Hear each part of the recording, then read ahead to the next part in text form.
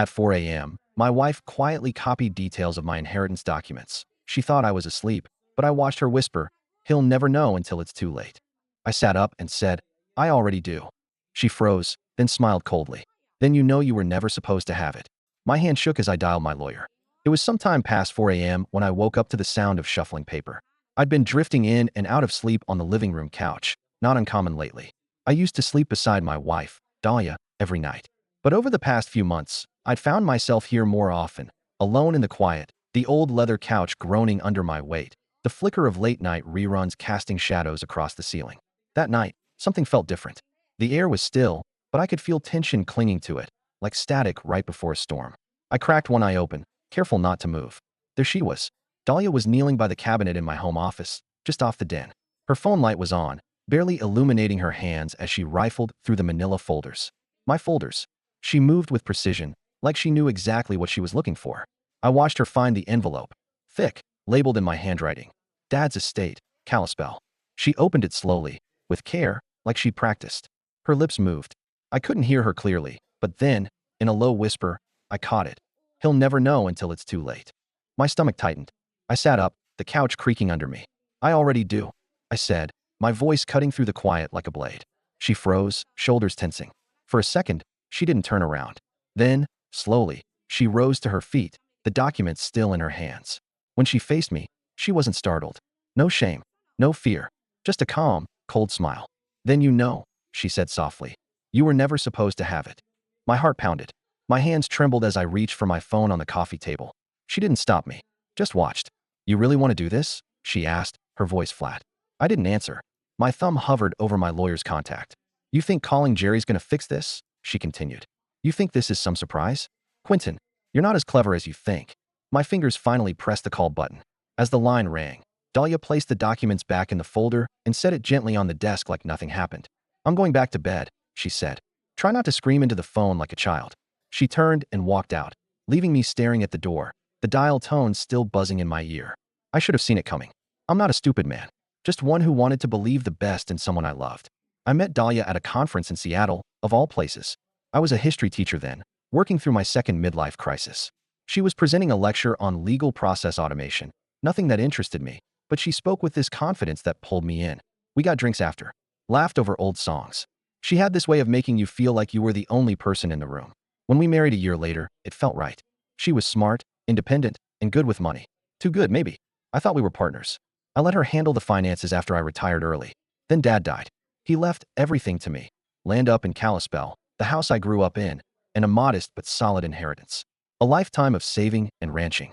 I hadn't touched the money. Part of me didn't want to. It felt like Dad was still watching, still warning me. He never liked Dahlia. "She's a rattlesnake in a dress," he'd said once. "Watch your ankles." I laughed it off, chalked it up to him being old-fashioned. Now I wasn't so sure. The next morning, Jerry answered on the first ring. "Quentin, what the hell's going on?" I gave him the short version. "She was copying my estate documents.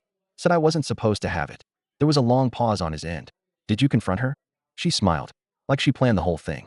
Like this was some kind of game. Jerry exhaled slowly. "Okay, first thing, we need to check your estate paperwork. Make sure nothing's been changed or tampered with. Any joint signatures, co-ownerships, power of attorney, anything she could have forged. I don't think I signed anything with her." "You sure?" "I wasn't." And Jerry heard it in my silence. "Quentin," he said, "you need to go through every document you've got. Don't leave anything out. And keep everything locked up." The house felt like a stranger's after that night. We barely spoke. She went through her routine like nothing had happened. Smoothies in the morning, yoga, laptop open by 9. I moved around her like furniture, watching, waiting. I started digging. Every drawer, every folder. I even pulled emails from 5 years ago. And that's when I found it. A scanned document, buried in an old folder labeled Home Improvement. A legal form giving her joint authority over the Kalispell property. With my signature. Only it wasn't mine. Or rather, it was, but not how I remembered signing it. Dated 6 months ago. Notarized. I stared at it for a long time. When I confronted her, she didn't even flinch. "I did what I had to," she said, sipping her coffee. "You sat on that money for years. Wouldn't touch it. Wouldn't let us grow. I deserved something. You forged my name. I copied your name. There's a difference. You got some random notary to validate it. Not random. Just helpful." I couldn't breathe. "You're insane," I said. "No," she said. "I'm done being broke." She walked out of the room like we were discussing what to have for dinner. Then came Sterling. I hadn't seen my half-brother in over a decade. He was Dad's kid from his first marriage, a screw-up who borrowed money and disappeared when things got hard. We'd never been close. I barely thought about him. So when he showed up at my door, hat in hand, I didn't know what to say. "I heard about Dad," he said, eyes downcast. "I'm sorry." I didn't answer. "Dahlia told me everything," he added. That got my attention. "She said you've been keeping the inheritance to yourself? That Dad changed the will unfairly. That you never intended to share. She told you that?" I said, voice rising. "She showed me proof," he said. "There's legal grounds for contesting. I just want what's fair." "Fair? You haven't spoken to him in 15 years. He shrugged. "I'm not here to fight. But I'm not walking away empty-handed, either." It hit me then. Dahlia and Sterling had teamed up. My wife and my estranged brother. They'd been meeting, plotting, planning. I was the fool, the mark, and I'd let them get close enough to bite. Jerry was furious. "Sterling? Jesus, Q, this is worse than I thought. If she's working with him, it's not just about the money. It's personal." "I know," I said, pacing in the driveway while holding the phone. "She must have reached out to him behind my back. I don't even know how long this has been going on. You need to get ahead of it. Now." "What do you mean?" "We file a cease and desist on any attempts to touch the estate. We flag the trust for possible fraud, and we prep for a will contestation. I'll start the paperwork, but you've got to keep your eyes open. Dahlia's not done yet." And Jerry was right. Things escalated fast. A week later, I got served. Sterling was officially contesting the will. Claimed Dad had been manipulated, that he wasn't of sound mind when he cut him out. The kicker? Dahlia was listed as a witness to Sterling's statement. I stared at the papers in my hand, numb. She was still living in the same house, still making smoothies in the morning, still smiling like nothing was burning. When I walked into the kitchen, she was humming to herself. "You're helping him sue me," I said quietly. She didn't even pause. "I'm correcting a wrong. You really believe that?" She turned to me slowly, a calmness in her expression that scared the hell out of me. "No," she said, "but I believe I'm owed. And so is he. Dad didn't leave him anything for a reason." She smirked. "That's your version." I took a step closer. "You're gonna lie in court?" "I won't have to. I'll just raise doubt. You forged a legal document, and you can try to prove that. But the signature matches.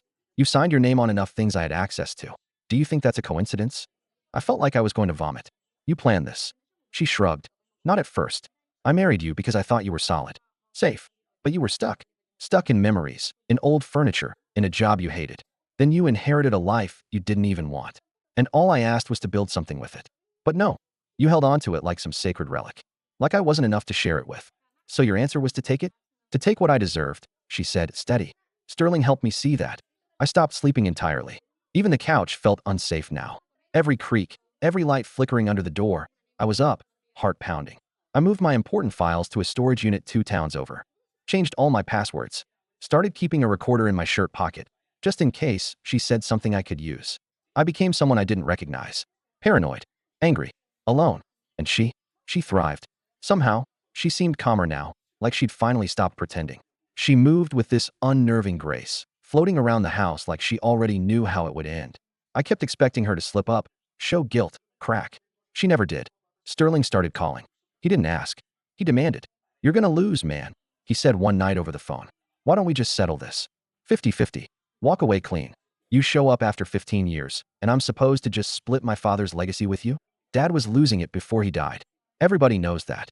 You didn't talk to him in over a decade. I didn't need to. You're the one holding on to something that doesn't belong to you. I hung up. Then he texted. "You think you know everything. Wait till court." That night, I slept with the lights on. Jerry and I prepped for the worst. He found the notary. Guy named Tuck Milligan, some bartender who moonlighted as a mobile notary. Jerry tracked him down through a blurry signature and a phone number in a Craigslist ad Dahlia had used to reach him. The guy remembered her immediately. "Oh yeah," he said. "Pretty lady. Real polite. Came in with a bald guy with a goatee. Said it was urgent, family stuff. She had ID copies, cash in hand." I didn't ask too many questions. "You ever see the man whose signature you were notarizing?" Jerry asked. Tuck shook his head. "Nah. They said he was busy, couldn't make it. We got the whole thing on tape. His statement, the setup, even the Craigslist messages. It was the break we needed. But it didn't make me feel better. Because while we were preparing for a legal win, I was still living with someone who'd once kissed me goodnight and was now sleeping down the hall like we were strangers with knives behind their backs. Then came the subpoena.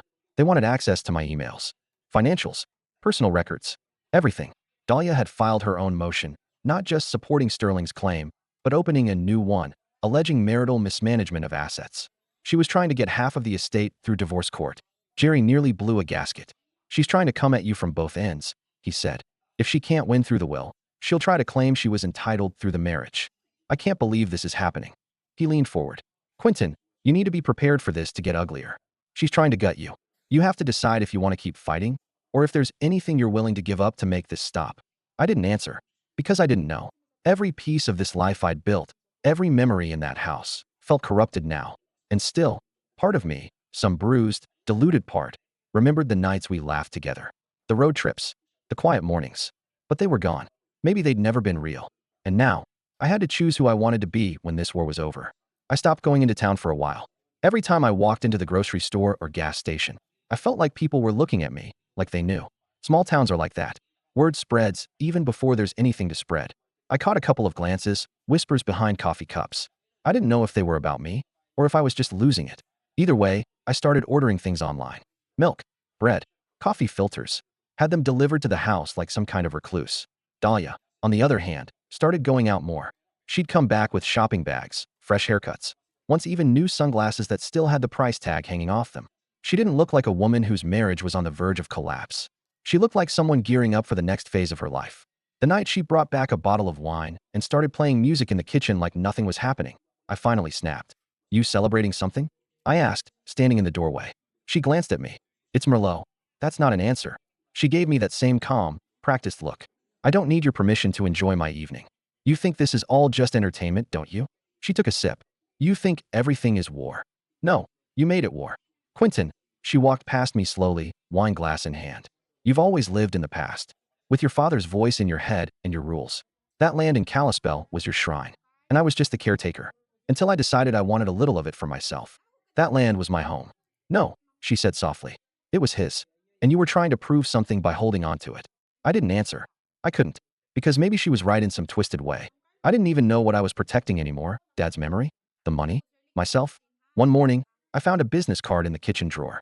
Mara DiGiorno, real estate consultant. Kalispell and Flathead County. It had Dahlia's handwriting on the back. Lakeview Road 4BR/3BA. Ask about subdivision. Subdivision. She was planning to sell the land. Not just sell it, break it up, parcel it off. I stared at that card for a long time, then called Jerry. She's making moves behind the scenes. She can't sell anything without your signature, he reminded me. Unless she's already got it. There was a long pause. Let's bring in a forensic expert. Get all your previous signatures compared against the documents she's filed. If there's a pattern, we can prove manipulation. And in the meantime, hold tight, he said. Don't engage unless you have to. But I was already engaged, whether I wanted to be or not. The next twist came from a place I didn't expect. My niece, Rieni.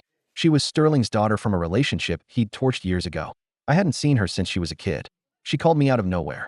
Uncle Q. Her voice cracked through the line like static. It's Rieni. Look, something weird's going on. Dad's talking to some people about property stuff. He said you were trying to screw him out of your inheritance or something. But I found some stuff on his laptop. What kind of stuff? Emails. Him and Dahlia. Like plans. Drafts of statements. Even something about moving money offshore. My breath caught. Can you send it to me? She hesitated. I don't want to get in the middle. You're already in it. Okay, she said quietly. I'll try. That night, I got an encrypted folder full of PDFs and screenshots. Emails between Dahlia and Sterling discussing everything, from the fake notary to how they'd handle a courtroom cross-examination. There was even a draft of a will they planned to submit, dated earlier than the official one from my dad. I printed it all. Every page. My hands were shaking. I set it all on the kitchen table and waited for her to come home. When she walked in, she froze. What is this?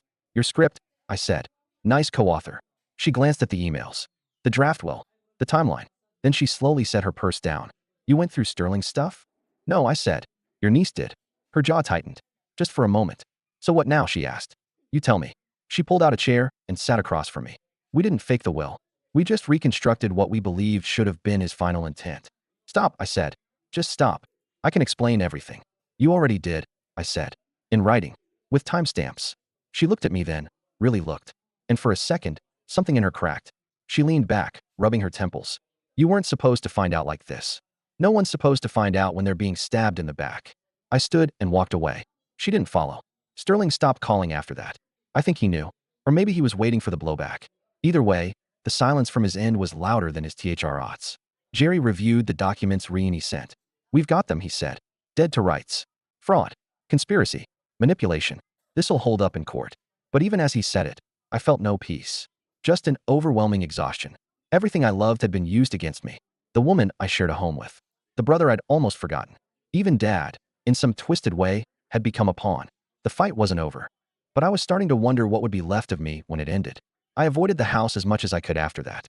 I drive out past the edge of town, up along the ridge near the old fire roads, sit in my truck, stare out at the hills, and just breathe. I didn't even turn the radio on anymore. I couldn't take the noise. Sometimes I'd just sit there with the engine off, listening to the ticking of the metal as it cooled, thinking about Dad, about how he'd built a life with calloused hands and a spine that never bent, not even for cancer in the end. I wondered what he'd say now. Maybe he'd curse. Maybe he'd just spit and go back to hammering fence posts. Either way, he sure as hell wouldn't cry like I did that one night in the truck. It wasn't sobbing. Not loud. Just the kind of crying that sneaks up and squeezes your chest when you're not paying attention. When the betrayal gets too heavy. When the loneliness starts whispering that it's all your fault. I wasn't ready to go back to the house, but I couldn't stay out forever.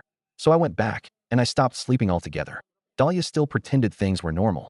She stopped talking about the lawsuit, about the documents, even about Sterling. She just floated, like the storm hadn't come yet. Like we were still circling each other in some grotesque routine.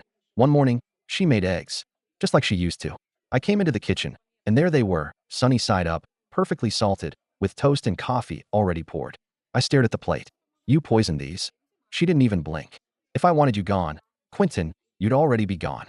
Comforting, I muttered, sitting down slowly. She sat across from me and sipped her coffee, calm as ever. We could stop this, she said suddenly. I looked up. What?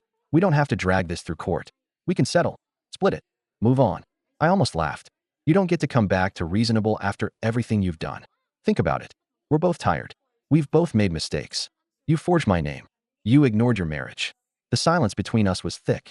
I loved you, I said quietly. She looked away. I know, she said. That hurt more than I expected. A few days later, I got a message from Raini again. This time it was a video file. I wasn't sure if I should send this, she wrote. But I think you need to see it. It was grainy, like it was recorded on a phone in someone's pocket. But the audio was clear enough. Sterling's voice. She's good, he said. Knows how to keep her story straight. Doesn't even flinch when she lies. Somebody else laughed, maybe a friend of his. She really sleeping in the same house as him? Yup. Said she likes watching him squirm. Said it's the best part. My stomach turned. The video ended. I forwarded it to Jerry. He called 5 minutes later. This is it, he said. We get this authenticated, and she's done. Game over. I nodded, but I couldn't feel anything. Just cold.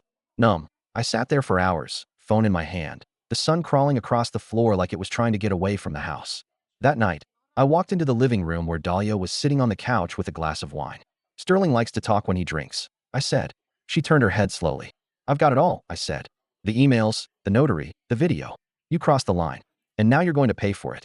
She didn't move, didn't speak, just sat there, her eyes on mine. Then she smiled. Not cruel this time. Not cold. Just tired. You really think you win after this? She asked. You lose. She stood up and walked past me toward the stairs. This wasn't supposed to be war, Quentin, she said. But you made it that. I didn't follow her. Just stood there, wondering what came next. Wondering if I even wanted to see the end. The next few weeks moved like slow motion. Jerry had everything authenticated. The video, the emails, even the fake notary's testimony, which we got under oath once we filed an official complaint. Tuck didn't want to go down for this, and with Jerry promising he'd face minimal legal exposure if he cooperated, he rolled over fast.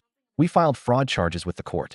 It wasn't just about the will anymore. It was conspiracy to defraud an estate, perjury, attempted financial misrepresentation, and a big, shiny motion for punitive damages. The judge took one look at our pile of evidence and ordered an emergency hearing. Dahlia showed up with a new lawyer, a sharp-dressed woman who looked at me like I was a mosquito she'd forgotten to swat. Sterling didn't even bother coming in person, filed his rebuttal through a statement, and never once set foot in the room. Jerry brought the thunder. He laid it all out in a calm, precise, brutal timeline. Every signature, every lie, every moment caught on audio or email. He showed the court that I had not only been deceived, but that Dahlia and Sterling had colluded with intent and malice. The judge didn't say much, just stared over her glasses like she was watching two kids who'd broken the neighbor's window and were now trying to blame the dog. When it was Dahlia's turn to speak, she didn't look at me once. She said it had been a misunderstanding, that she'd only wanted to secure some fairness, that Sterling had manipulated her too, that she regretted everything. The judge didn't buy it. Mrs. Conroy, she said, you not only violated the trust of your husband and the court, you did so with deliberation. There's a difference between a mistake and a scheme. And this was a scheme. Final ruling. The will stood as written. Sterling's challenge was dismissed with prejudice, which meant he couldn't try again. Dahlia's claim on the estate through marriage was denied on grounds of fraud and breach of fiduciary duty. The judge even imposed sanctions. Both of them were ordered to pay back legal fees and damages for emotional distress. But that wasn't the end. Not for me. I sold the house, packed everything I wanted into a U-Haul, and left the rest. I'd spent too many nights with ghosts in those walls. I didn't even feel anger anymore, just relief. Like the air was finally breathable again. Before I left, I did one last thing. I bought an ad in the local paper. Just a small one. One of those little boxes in the classified section. It read, "To those who think the truth can be rewritten, I still have the original." QC. It wasn't revenge, not really. Just closure. A quiet message to a town that had watched everything unfold with their own silent judgment. I moved to Kalispell for good. Got a small cabin just off the edge of the lake. Built a shed with my own hands. Started volunteering at a community center. Took up woodworking. Simple stuff. Honest work. Every once in a while, I get a letter from someone back home, asking how I was, telling me what happened to Dahlia or Sterling. Turns out, Dahlia moved in with her sister in Missoula. Last I heard, she was selling real estate on commission and struggling to make ends meet. Sterling tried to start some consulting business and got sued again, this time by a client. I didn't smile when I heard it, but I did feel a little lighter. One afternoon, I was walking by the lake when I saw an older man sitting on a bench, tossing breadcrumbs to ducks. He looked over and nodded. "You live out here?" he asked. "Yeah," I said. "Peaceful." "It is now," I said. He smiled, like he understood something unspoken. We sat in silence for a while. And for the first time in years, I didn't feel like I had anything left to prove. The storm had passed, and I was still standing.